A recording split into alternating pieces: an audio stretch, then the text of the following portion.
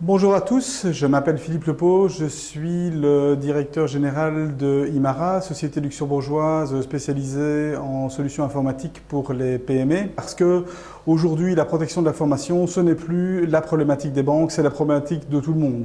L'information se numérise de plus en plus, elle existe de plus en plus majoritairement comme données maîtres de format électronique et donc dématérialisé.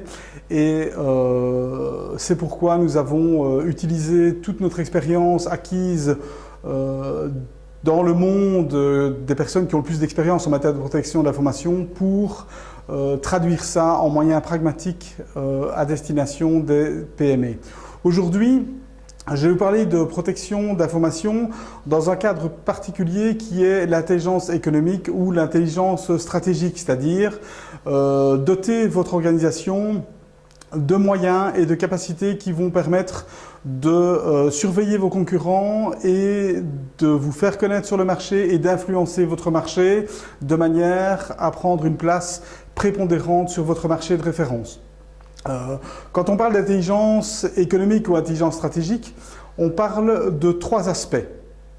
On parle de veille et de collecte d'informations. Je vous invite à consulter la vidéo de Marc-Alexandre Legrain qui va aborder et détailler ce point de veille.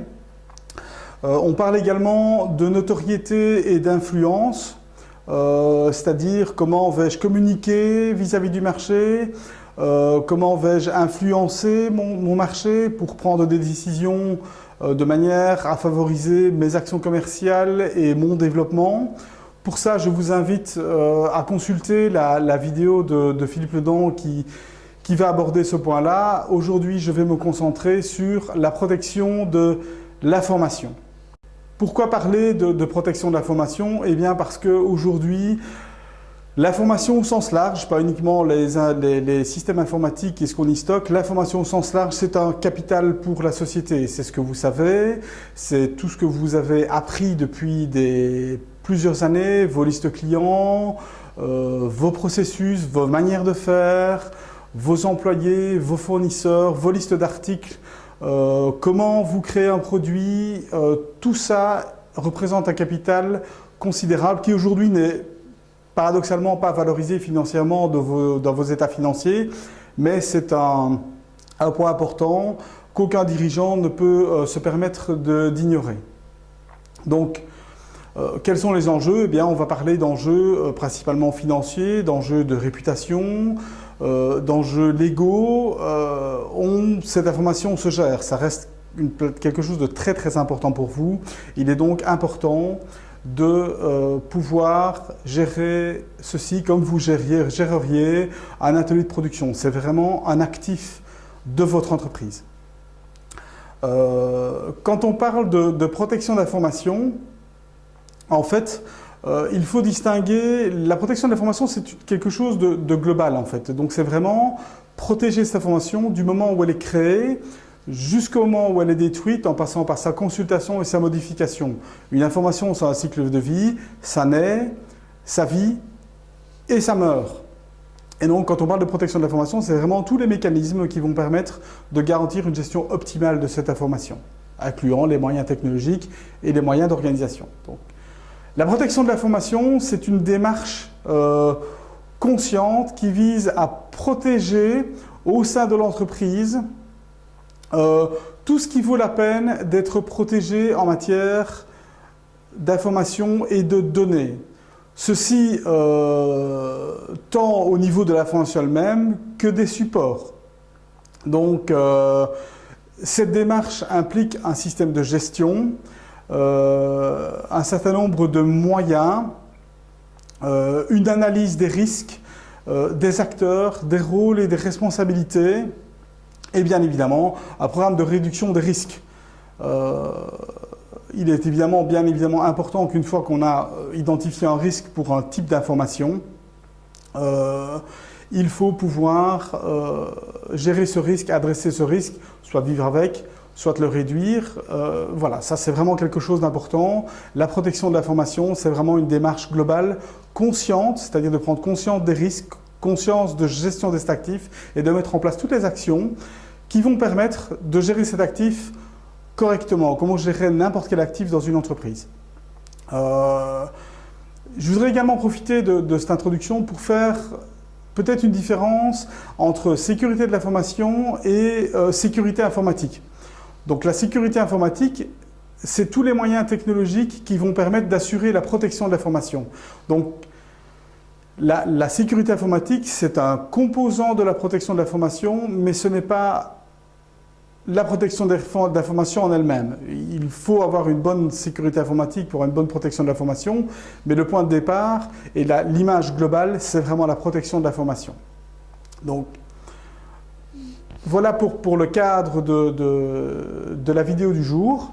En fin de compte, quels sont les objectifs de la protection de l'information? Pourquoi protéger cette information? Comment? On parle de quoi? La première chose à faire en matière de protection de l'information, c'est de réaliser un cadastre. C'est-à-dire, en fin de compte, qu'y a-t-il à protéger? Mes emails, mes fichiers, mes états comptables, l'information, dans le cas qui nous occupe aujourd'hui, l'information sur mes concurrents, ce que j'ai conclu de mon marché, ce que j'ai collecté comme information, ce que je souhaite communiquer, ce que j'ai appris. Tout ça représente des catégories d'informations et donc le cadastre va viser à découper tout votre patrimoine informationnel en différentes cases. C'est-à-dire, en fin de compte, chaque case a ses propres caractéristiques. Je vais prendre un exemple. La liste de vos concurrents que vous avez difficilement, durement collectés, leur part de marché, leur force, leur faiblesse. C'est de l'information qui est très difficile à obtenir, qui coûte extrêmement cher. Si maintenant, à l'opposé du spectre, vous avez de l'information qui est les modes d'emploi des produits que vous vendez qui viennent de vos constructeurs, c'est de l'information dont vous avez besoin. Elle ne doit pas être protégée de la même manière que ce que vous connaissez de vos concurrents. Pourquoi? Simplement parce que répliquer les modes d'emploi de vos concurrents, c'est facile. Il suffit d'aller sur leur site web ou sur l'extranet qu'ils ont mis à votre disposition. Ce n'est pas une information qui est compliquée, qui n'est pas très confidentielle d'une part, et qui n'est pas très difficile à répliquer d'autre. Donc les moyens mis en œuvre pour protéger de l'information hautement confidentielle, délicate et complexe va bien évidemment être différent d'une information semi-publique très facile à répliquer. Et donc vraiment faire ce cadastre indépendamment de toute technologie, de dire ben voilà, quels sont les types d'informations que je veux protéger, c'est la première étape. Une fois qu'on a fait ce cadastre, il faut évaluer quels sont les risques. Quand on parle de sécurité d'information, il est important de parler d'impact. Donc, que se passe-t-il si mon information est rendue publique? Que se passe-t-il si l'information que j'utilise n'est pas fiable? Donc, vraiment, cette notion d'impact est vraiment fondamentale. Donc, c'est vraiment en termes de ça, en termes d'impact métier. Donc, quand on va parler pas d'impact, on va parler d'impact sur votre réputation. Si vous lâchez dans le public votre liste de clients avec leur numéro de GSM, c'est une catastrophe en matière de réputation. Vos clients ne vous rendent plus confiance. Quel est l'impact financier? Si vous lâchez de l'information confidentielle, vous risquez d'avoir des pénalités, vous risquez d'avoir des pertes de parts de marché. Donc il y a un impact financier derrière la protection qui est sous-jacent à la protection de l'information. Ça va bien évidemment avoir un impact en matière de crédibilité, et ça c'est évident. Et donc, c'est vraiment important de comprendre quelles sont les conséquences. Donc, quand on parle de protection de l'information, on parle surtout de conséquences, de risques et en fin de compte d'impact. Alors, maintenant, pour être plus détaillé sur les types d'impact et sur en fin de compte les dimensions à protéger, traditionnellement en matière de protection de l'information, on parle de trois choses. On parle de confidentialité, on parle d'intégrité et on parle de disponibilité. Donc,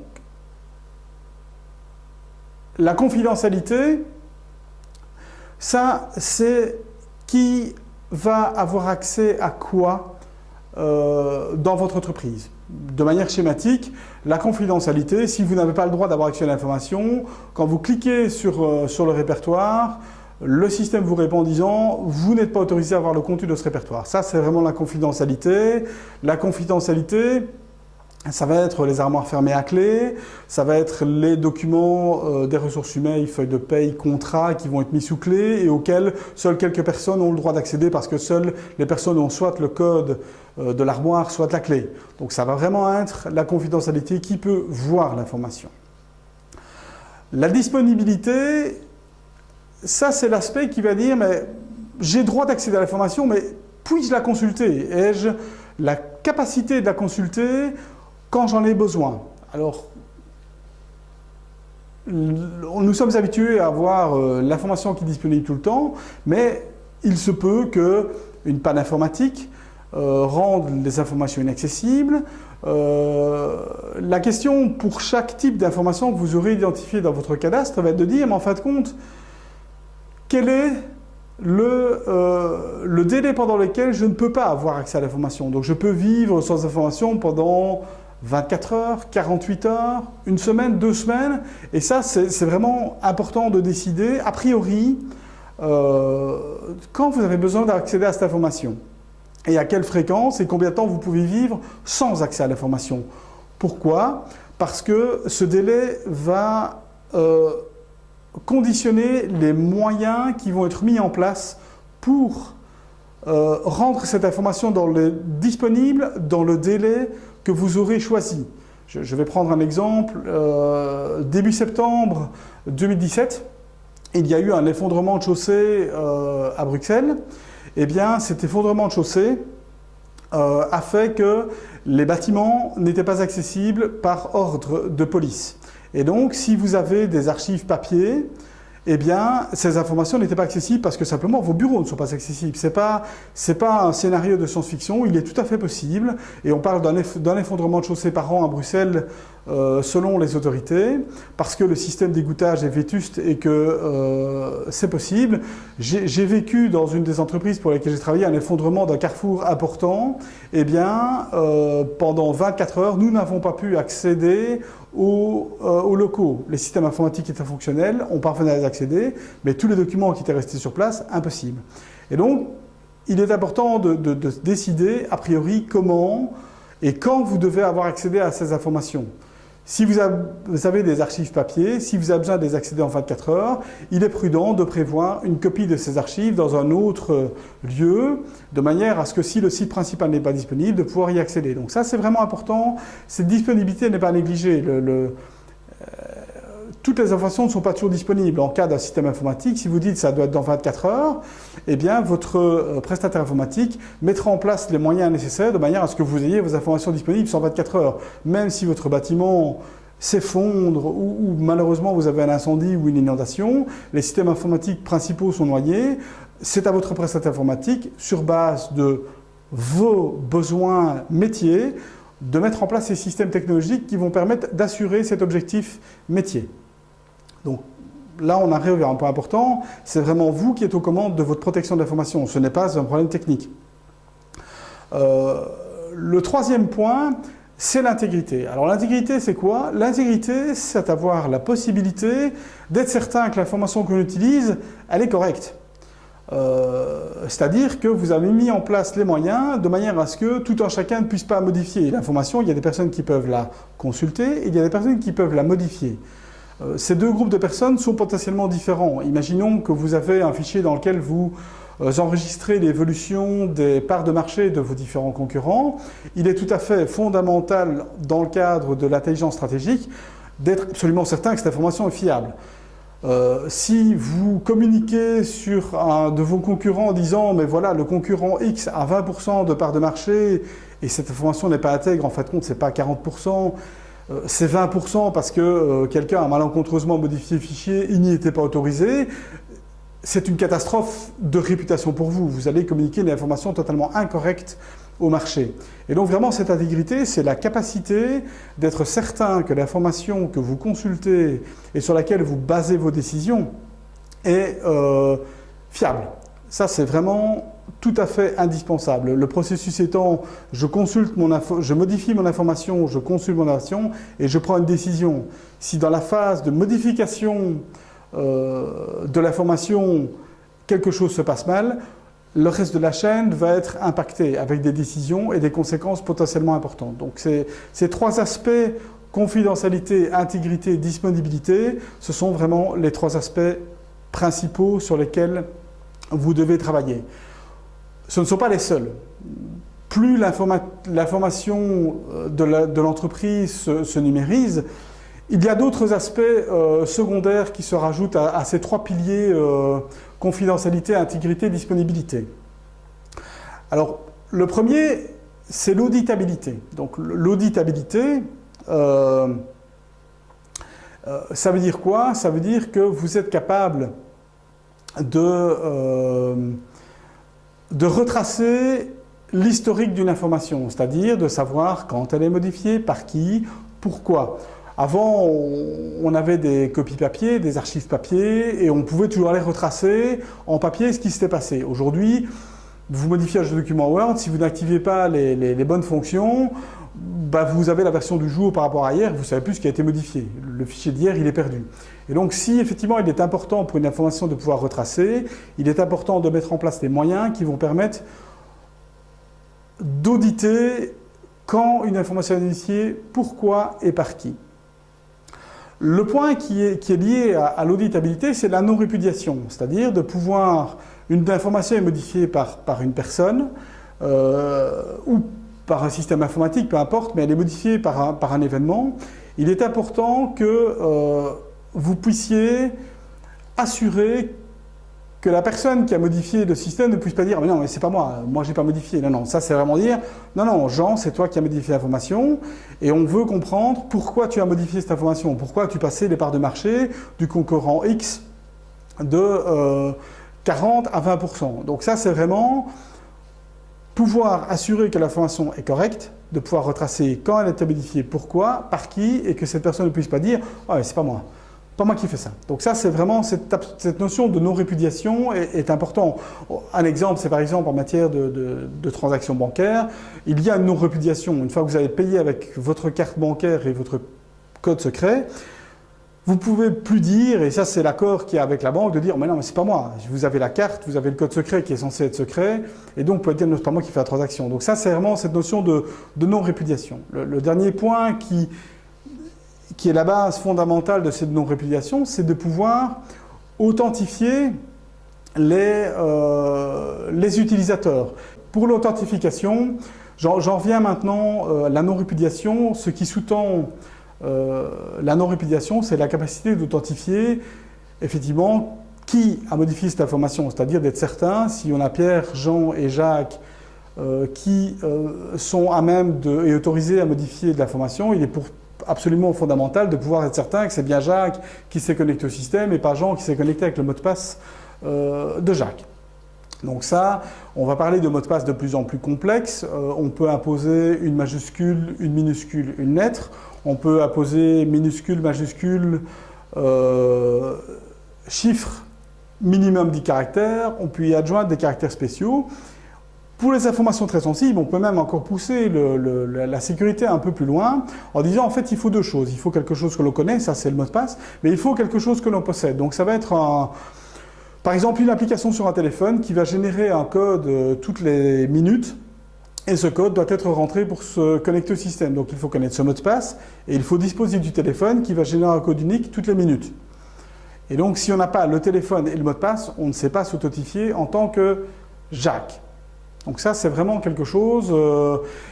il faut être conscient qu'en matière d'authentification, plus les moyens vont être complexes, plus votre personnel va avoir tendance à essayer de contourner l'information.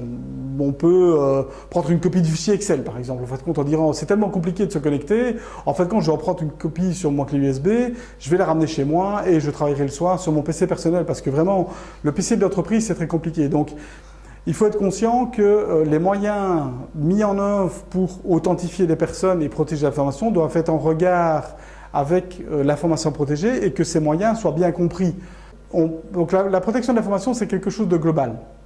On en revient à savoir, en fin de compte, la confidentialité, qui a le droit de consulter l'information, la disponibilité, quand dois-je avoir accès à mon information, et l'intégrité, Comment puis-je être certain que l'information sur laquelle je base mon information et mes décisions sont correctes? Donc ça, c'est les 3 points.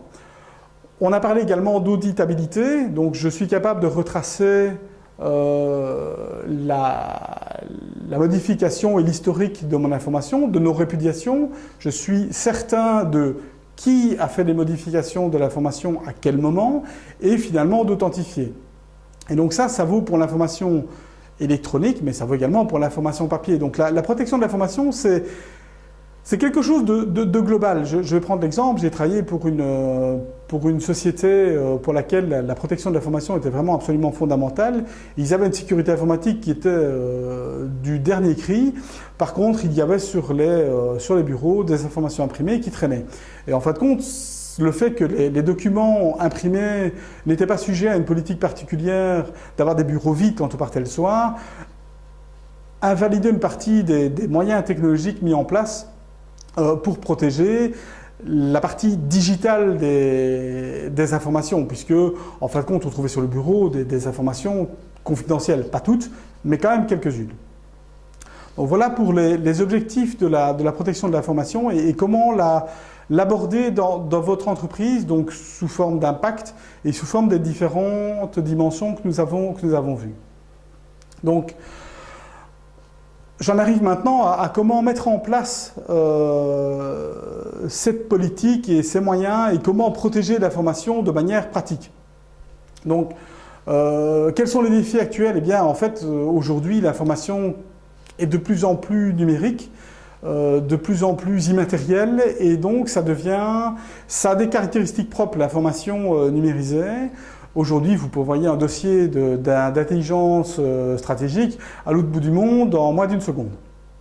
Que ce soit volontairement en cas d'espionnage industriel ou de corruption d'un de vos employés, ou simplement par inadvertance, où on envoie à un collègue ou à un client, c'est dans le fichier, dans le sous-répertoire mes documents, le dossier complet qu'on a préparé pour le conseil d'administration, on se trompe de fichier, on fait un glisser-déposer du dossier d'intelligence économique et on l'envoie à un client ou à un fournisseur. On pousse sur le bouton et au moment où on pousse sur le bouton, on dit zut, trop tard et c'est parti. Et donc, vraiment le fait que s'il soit facile de la dupliquer, de l'envoyer, de l'expédier, ça demande des choses vraiment particulière. Avant, on mettait les armoires sous clé et on avait 2 copies de la clé et c'était fini. Aujourd'hui, c'est plus le cas en fait. On peut rajouter des gens dans les systèmes informatiques, les supprimer, des gens s'en vont, quittent. Donc tout ça rend que l'information est tellement accessible de partout et tellement simplement sur vos téléphones. La probabilité, la quantité d'endroits d'où on peut consulter l'information rend les choses beaucoup plus complexes. C'est comme si dans votre maison, vous aviez des portes partout.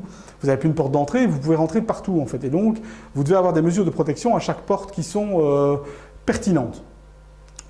Sans bien entendu vous priver des bénéfices de cette capacité de consulter de l'information partout. C'est un avantage considérable de pouvoir consulter le dernier dossier de leur dernier rapport où vous soyez sur la planète 24 heures sur 24. C'est un avantage concurrentiel terrible.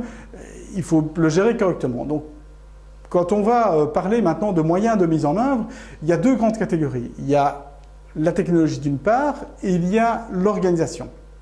Il faut savoir qu'en matière de sécurité de l'information, le gros point faible, c'est toujours c'est l'être humain en fait. C'est-à-dire que c'est lui qui va faire une fausse manipulation, c'est lui qui va faire une erreur, c'est lui qui va mettre une clé USB avec des virus dessus. Et donc, en matière d'organisation, la personne qui va manipuler la machine va être un point d'attention particulier. La plupart des problèmes informatiques ont une origine humaine à la base. Donc vraiment c'est important, je parle pas c'est important de former, d'informer, de donner des consignes et d'avoir un cadre dans lequel l'information et les outils qui sont à disposition de votre personnel soient correctement expliquer et d'avoir vraiment ce côté organisationnel où la direction prend en charge et de ne pas déléguer ça au service informatique. Donc quand on parle d'organisation, on va parler de quoi?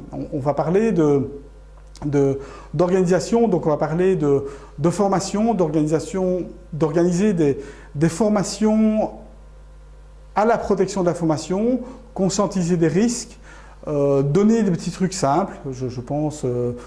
Voilà, je pense qu'un des points, une des choses qui se développe très fort maintenant, c'est ce qu'on appelle l'ingénierie sociale. C'est-à-dire qu'on se fait passer pour vous au téléphone et on vous fait divulguer de l'information.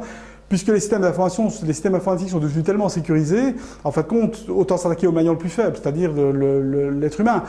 On travaille pour un client. J'ai un de mes collaborateurs qui a appelé une société à Paris. Il n'a pas expliqué, il a expliqué très brièvement qui il était, mais moi j'ai écouté la conversation téléphonique. On ne savait absolument pas l'authentifier à coup sûr. Je veux dire, ça aurait pu être Pierre, Paul ou Jacques qui a dit bonjour, je m'appelle Jean Dupont, j'interviens sur la base du nom de la directrice financière qui est publié sur Internet, et la personne a donné accès au PC.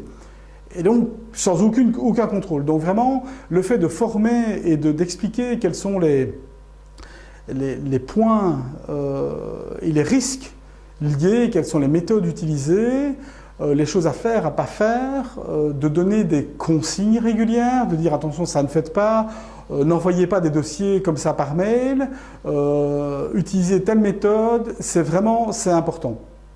Ne mettez pas sur WeTransfer, qui est un moyen de partager de l'information relativement simple, des dossiers confidentiels. Ça, c'est vraiment important. On va également parler de mettre en place une charte d'utilisation de l'outil informatique. Ça veut dire quoi? Ça veut dire que ça va détailler tous les moyens informatiques, comment les utiliser, quelles sont les bonnes pratiques, et chaque personne devra le comprendre, et ce sera en fait une annexe au contrat de travail où les personnes vont s'engager. Donc la charte informatique, c'est un document qui a valeur juridique dans lequel les personnes s'engagent à respecter les prescriptions que la direction a mis en place pour protéger son information. Et donc, c'est un moyen qui est tant défensif si jamais ça tourne mal, mais également un moyen de conscientiser en expliquant les choses. Point également important, la formation, elle doit être régulière. Donc il ne s'agit pas de faire une grosse formation pendant 2 jours à votre personnel, il s'agit d'y aller par petites doses et par doses régulières. Pourquoi? D'abord parce que la formation sera beaucoup plus facilement assimilée, mais également parce que les choses évoluent. Les problèmes de sécurité aujourd'hui ne sont pas les mêmes que ceux qu'ils y étaient il y a 2 ans. Donc ça doit vraiment être une information qui est régulière. Finalement, deuxième point, la technologie. Donc on parle de technologie, ça va être de vous adjoindre un prestataire informatique qui va comprendre votre métier, comprendre quelles sont vos contraintes, comprendre quelle est votre culture d'entreprise et qui va être à même de vous conseiller et de mettre en place des moyens pertinents pour atteindre vos objectifs que vous aurez définis pour protéger votre information. Mais également peut-être de dire, écoutez, cette information-là, je pense qu'elle est tellement sensible que si j'étais vous, voilà, je la garderai en papier. Je veux dire, ça peut paraître absurde au 3e millénaire. Sachez simplement que même l'armée russe, en fait, pour les documents hautement confidentiels, rien n'est numérisé. Ils utilisent toujours des machines à écrire, parce qu'avec une machine à écrire, elle n'enregistre rien et on est certain qu'il n'y a qu'une seule copie de l'information. Et donc, c'est très paradoxal, mais c'est un moyen comme un autre en fait. Donc, il faut vraiment avoir ce partenaire qui va comprendre l'environnement dans lequel vous évoluez, ce que vous souhaitez protéger, ce que vous souhaitez accéder quand, et vraiment mettre les bons moyens au bon moment et vous accompagner dans la mise en place. Parce que les moyens technologiques sont des changements à gérer, vous aurez de la résistance, et donc avoir un partenaire qui va comprendre votre culture d'entreprise et comment faire passer votre entreprise d'aujourd'hui à demain avec une plus grande agilité en matière d'information, une intelligence économique supérieure à la moyenne, ça ne va pas se faire tout seul. Et donc vraiment, vous et ce partenaire informatique vont former une équipe qui vont permettre d'atteindre vos objectifs. Et alors, on a parlé des défis, on a parlé des moyens technologiques et organisationnels. Il y a bien évidemment un moyen qui est important et qui est partie intégrante de la mise en place, c'est le contrôle. Vous décidez de moyens, vous avez une charte, vous avez des formations, vous avez des consignes, vous avez des firewalls. Nous mettons en place des systèmes comme par exemple EZ-Note32 pour surveiller le trafic Internet et les antivirus. Parmi les consignes des collaborateurs que nous donnons, c'est simplement que les collaborateurs puissent avertir quand ils ont une alerte de sécurité de EZ. si personne ne dit rien, on ne sait pas agir. Et donc vraiment, c'est important d'avoir ces consignes. Et donc le contrôle, ça va être de vérifier que tout ce que vous avez mis en place en matière technologique et organisationnelle, permet d'atteindre les objectifs fixés, et deuxièmement, est correctement mis en place et utilisé. Donc vraiment, là, on va parler d'un contrôle régulier de la direction, mais on va également parler d'un audit, c'est-à-dire de vous adjoindre un cabinet d'audit neutre qui va venir regarder les moyens technologiques mis en place et qui va poser un jugement neutre sur les moyens technologiques mis en place en fonction des objectifs que vous aurez définis. Et donc cette personne va être capable de regarder vos objectifs, les moyens mis en place et dire bah oui, ils sont pertinents ou ils ne sont pas pertinents ou ils sont plus pertinents. Parce que vous avez des objectifs qui ont été définis, des objectifs de protection de l'information vont évoluer dans le temps et la technologie et l'ingéniosité des personnes qui tentent d'accéder à l'information, elle évolue également. Donc tout ça va progressivement dans le temps dériver et s'éloigner l'un de l'autre. Et donc il est important d'avoir un regard extérieur pour dire en fin de compte comment est-ce que je rassemble les deux de manière à être certain que mes moyens sont toujours en phase avec mes objectifs. Donc voilà pour la mise en place. Donc je dirais en guise de conclusion, pour avoir une intelligence stratégique effective et pertinente, c'est-à-dire qui va permettre de collecter de l'information, de communiquer vis-à-vis du marché au travers, d'une part, la veille et la collecte d'informations, comme vous pouvez le voir dans la vidéo de Marc-Alexandre Legrain, ou la communication vis-à-vis du marché et l'influence, comme l'explique Philippe Ledan. Eh bien, vous avez cette partie qui est entre les deux, donc entre la collecte d'informations et la communication et la décision concernant cette information. Vous avez la protection de l'information. Donc ça, c'est un des trois piliers. Voilà aujourd'hui, donc je dirais en conclusion, quels sont vos objectifs? Et ça, c'est vraiment un exercice que vous devez faire en tant que direction. Vous n'avez pas besoin d'un technicien à ce moment-là, vous avez besoin de spécialistes qui peuvent vous aider dans la définition de vos objectifs, qui peuvent vous challenger. Ensuite, vous avez la mise en place pour laquelle vous aurez besoin de personnes spécialisées dans les technologies, dans l'organisation, sur les moyens de mettre en œuvre, parce que c'est un métier particulier. Et finalement, vous aurez besoin de personnes pour contrôler le tout. Voilà, je vous souhaite une belle journée. À bientôt.